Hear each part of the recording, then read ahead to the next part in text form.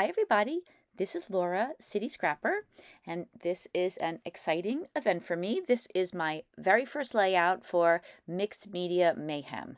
Janet Fritz of Galaxy Girl Creations, she had asked me if I wanted to take part in this series, and I absolutely love mixed media, so I thought I would give it a try. This is a weekly series, and each week a different inspiration piece is used. For this week, I am so honored that they're using one of my layouts that I made for my creative scrapbook several months back. This is definitely not the first time I've scrap lifted myself. I think that it's nice to have certain go-to designs, and then depending on the photos and the collections that you're using, you can mix them up and have a brand new layout without having to think about it too much. I started off this layout by cutting a number of strips. I'm using the Vicki Boutin Fernwood collection, which I really love. I just recently started using it and I'm really enjoying it. I cut the strips of paper into 1/4-inch strips and 1/2-inch strips and 3/4 of an inch strips, mainly 1/2-inch strips, but I have some of the other widths in there too. And I use the 6x8-inch pad.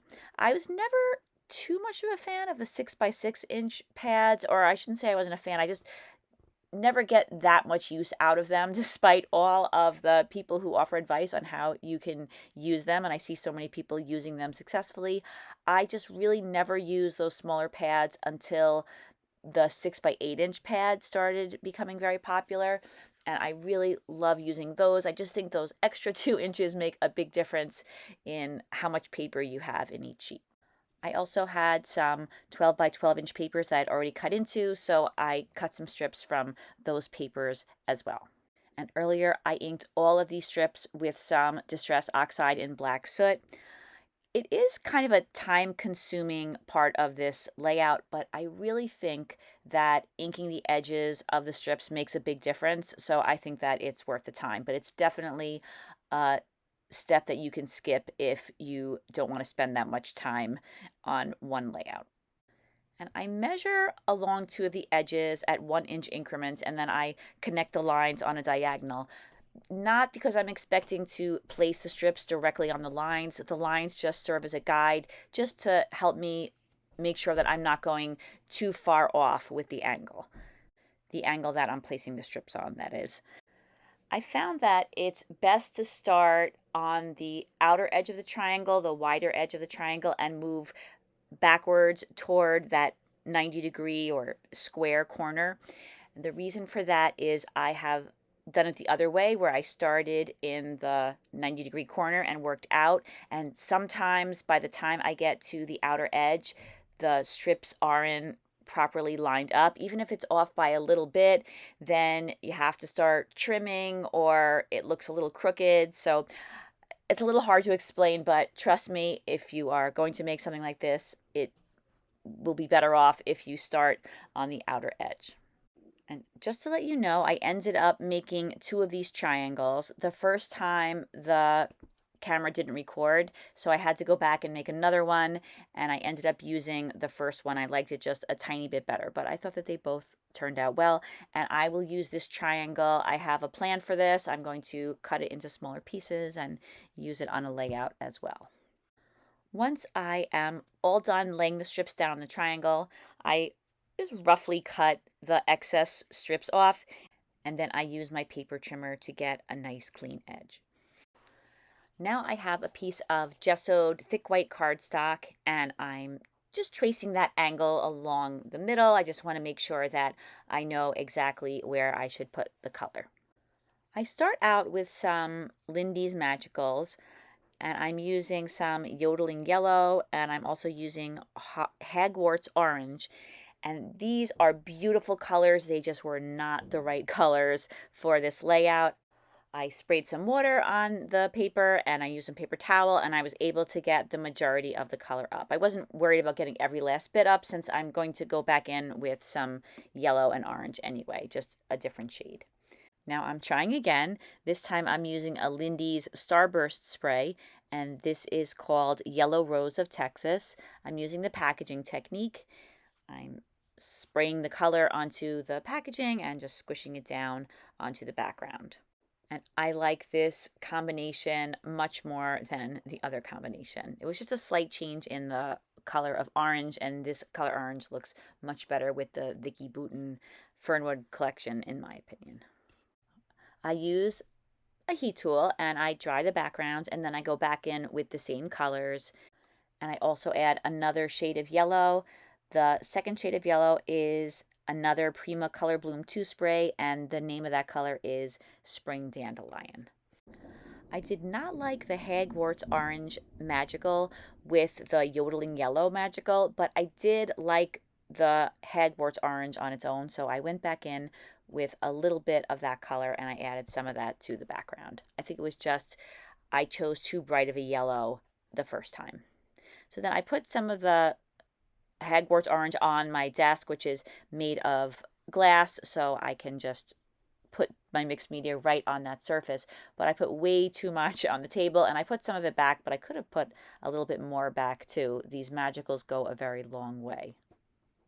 Then I clean up the background a little bit. It's not a big deal for some splatters to be in the white areas, but I just wanted to get a couple of them off of that spot. And then I go in with another layer of color. I like to add at least 2 layers of color. I think that it makes such a big difference in the richness of the color. I'm using my paintbrush and I put some splatters on the background. I dry again. I use the paper towel again. It's a lot of repetition, but I think that it's worth it in the end. So now I'm adding some black splatters to the background. I just want to add a few. I keep a small bottle of black acrylic paint, watered down a little bit, right on my desk because I use black splatter so frequently, but I have almost run out of the black paint, so I can't add too many splatters, but I think it was a good idea not to go too crazy with splatters on this layout. So I tried both of those triangles that I made, and I chose the one that I like the best. And I will mention that I ran that background, the mixed media background, through my laminator at least twice to flatten it out a little bit. And then I added the triangle. I used some ATG adhesive to attach that down. But no sooner did I think I was done than I was thinking that this background, as much as I'm happy with the background, it needs to be dulled down just a little bit. It's a little tiny bit too bright, and I think that it would look better if I added a tiny bit of gesso. So this is the heavy duty gesso, and I'm just putting on 1 coat. If you ever try this, don't worry if at first it looks like the gesso is covering a lot. Usually what happens is the color will come back as the gesso dries, so that's something to keep in mind. I put some washi tape along one of the strips so I didn't get any gesso on the pattern paper, but I will say that sometimes I've pulled up washi tape and it comes right off, and other times it tears the paper, so I tried to be very careful about pulling that washi tape up. And then I saved it on my desk, and I'm going to use that washi tape for when I use a very small die cutting machine that I have to make some die cuts. I like to use the washi tape to hold the dies steady on the cutting plates, and so that will definitely be used once again. I'm layering up the paper behind the photo. I don't know if you can hear it, but there's a very loud storm right now. It's thundering and lightning and raining quite hard. So if you hear anything, that's what that is. We're having quite a spring storm over here. This was a 4x6 inch photo. I cut it down a little bit. There was a little bit of the photo where there was really nothing happening, and I just thought it would look better if it was trimmed off, so I trimmed that off, and then I mounted the photo on a piece of white cardstock. And then after I added the pattern papers behind the photo, I added some foam, and this will just give the photo a little bit of dimension. And I love to have dimension on my layouts. I know some people don't like it, but you can make the exact same layout without adding the dimension. Now, I didn't like the way the mixed media in the background kind of made a straight line, so I'm going back in with a piece of wet paper towel, and I'm just trying to make the line look a little bit more irregular, so I'm dabbing up the sprays in a couple of spots. Now I'm going to work on the title, and this title said Stories of Us.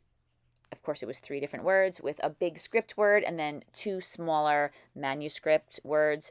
And I didn't want the letters that were small to come after the large title, so I decided to change it to Our Stories, and I had to borrow an R from another title, but that's okay. I looked at the title and it wasn't something that I thought I would use. And I forgot to put the dot on the I, but I do go back later and add the dot.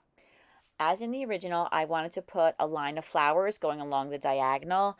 I didn't want to use dimensional flowers though. I feel that for the Vicki Boutin collection, it would be better to use the images that come with the collection. So I fussy cut out a whole bunch of flowers and leaves, and I mainly cut all of these from the same piece of pattern paper. There's a beautiful piece of paper in the collection that has lots and lots of flowers and things that you could fussy cut out.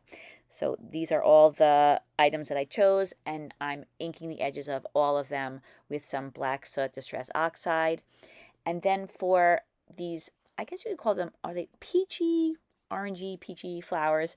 I'm using a paint pen. This is a Painter's brand paint pen. It's white in color, and I'm just drawing some lines on the flowers just to help lighten them up a little bit. At first, I was using my finger to hold the flowers down, but then I realized that I was smearing the paint.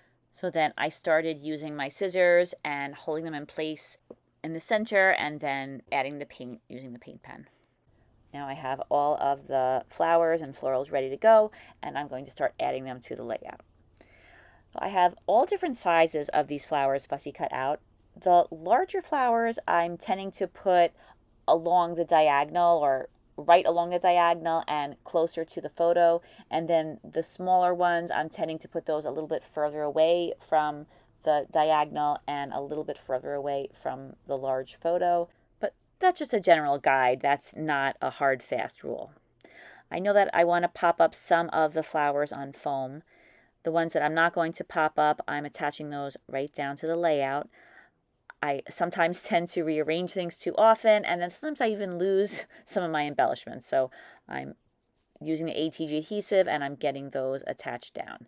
And I'm working from the bottom to the top on the diagonal, and I'm popping up the flowers that I want popped up as I go along. I just pop up a couple of them just to add a little bit of dimension to the flower cluster. And then I repeat the same process on the other side of the photo. And I don't include all of that footage, but it's just a repeat of what I already did on the bottom. I put one of those flowers next to the title. I just always like to add the same embellishments that I have around the layout somewhere near the title. I shouldn't say always. I don't do anything always, but that's something that I like to do. I think that it brings the whole layout together. Now that I have all the flowers attached down to the page, I'm adding some of the other embellishments that I fussy cut out. There are some branches, there are some berries, there are some smaller white flowers. They look like sunflowers to me. I'm not really sure. Maybe daisies. They have a yellow center and white petals. That's really revealing how little I know about flowers, but I'm spreading those around the clusters now, and I like the idea of having a different color flower to kind of break things up. And okay, after looking at those flowers, they're definitely not sunflowers. I don't know why I said that, but I do not know what kind of flowers they are. There are also some very, very tiny white flowers, and I want to include those as well. I had placed that really pretty heart that was just right next to the word hour near the title, and I decided that it just didn't work with the flowers that I'm going to be putting to the right of the layout. So I took that heart off, and now I'm layering a couple of flowers just to make a little mini cluster. Those very small flowers to the left of the layout, those are very small white flowers. I'm going to be popping those up on some foam, and then I put some ATG adhesive on the back, and I put a couple of those in each of those two large clusters, and then I also put one of those tiny white flowers with the flowers that are near the title, again to tie the elements in the layout together. And I like adding flowers in all different sizes. I just think it makes a cluster more interesting when there are some larger flowers and some smaller flowers. Then I added these chipboard flowers to the corners of the photo. I don't end up keeping those there, and I actually kept them on to the very, very end, and then I was looking at the layout and I thought it's just a little bit too much. So I am going to take those off in a little bit. But first, I'm adding some chipboard sentiments underneath the photo. I was thinking of putting a banner underneath the photo, but then I thought that would just be too much. There'd just be too much going on, too many different patterns. So I thought that these would be a good choice. I chose some sentiments that said, "Such a great day," "Loving every minute," and "Life documented." And of course, I put some ATG adhesive on the back because chipboard stickers generally don't stick. Every once in a while, I'll find a chipboard sticker that does stick down, but uh, it's not a big deal. I think that it's always a good idea to reinforce some of the elements on the layout with some extra adhesive. I'm going to add some photo corners to two of the corners right now, and I'm using some little teeny tiny strips. This is why I hate to throw anything away, because you never know what you're going to need, and I needed a pop of that bright red color, and so I use these little strips that I had cut off the background, and I think that this is a good color to draw attention to the photo. To create the photo corners, I used an EK Success scalloped photo corner punch, one of my favorite punches, and I punched out some of those red corners, and then I used the Distress ink again in black soot to ink the edges. I added some chipboard butterflies, and now I'm adding some pearls to the two photo corners. I thought that it would be a nice little addition to add some white splatters to the flowers or the flower clusters. So I have my watered down white acrylic paint, and I'm splattering that around the two large clusters and then also the flowers to the right of the title. At this point, I thought this would be the last touch I'd be adding to the layout, but as I said earlier, I decided to remove those chipboard flowers from the two corners of the photo, and when I did that, I decided that I would go ahead and add the red photo corners to those two corners that now don't have anything on them. And then when I added the pearls to those two photo corners that I just added, I saw that there were some smaller pearls, and I thought that those smaller pearls might look nice on those very, very tiny white flowers that I popped up on some foam.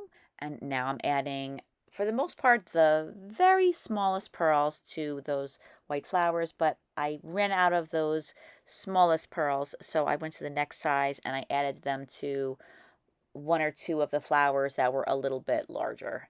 And that completes this layout.